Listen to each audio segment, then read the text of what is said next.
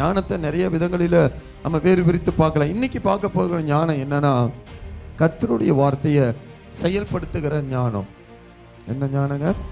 கர்த்தருடைய வார்த்தையை செயல்படுத்துகிற ஞானம். அப்படின்னா என்ன அப்படின்னு சொல்லி கவனிச்சு பார்த்தீங்கன்னு சொன்னா, நிறைய கர்த்தர் நமக்கு என்ன கொடுக்குறாரு? வார்த்தையை, நிறைய வார்த்தைகளை கர்த்தர் நமக்கு கொடுத்துக்கிட்டே இருக்கிறார். நிறைய வார்த்தைகளை கர்த்தர் நமக்கு கொடுத்துக்கிட்டே இருக்கிறார். ஆனா அதை செயல்படுத்துகிற ஞானம் நம்மகிட்ட என்ன இல்லை?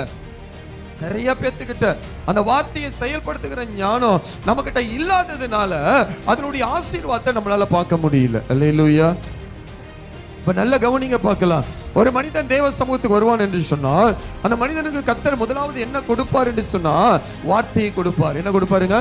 வார்த்தையை கொடுப்பார். அந்த வார்த்தையை பிடித்து கொண்டு அந்த வார்த்தையை அவன் சரியா செயல்படுத்தும் போதுதான் அந்த மனிதன் ஆசீர்வாதத்துக்குள்ள அவன் கடந்து வர முடியும். அல்லேலூயா. ஏதோ சபைக்கு போறதுனால நான் ஆசீர்வதிக்கப்படுவேன் அப்படின்னா அப்படி கிடையாது. நீ சபைக்குள் போகும்போது சபைக்குள் கர்த்தருடைய வார்த்தையை கொடுப்பார். அல்லேலூயா. அப்ப அந்த வார்த்தையை பெற்றுக்கொள்கிற நம்ம என்ன செய்ய வேண்டும் என்று சொன்னா, அந்த வார்த்தையை செயல்படுத்த வேண்டும். அல்லேலூயா.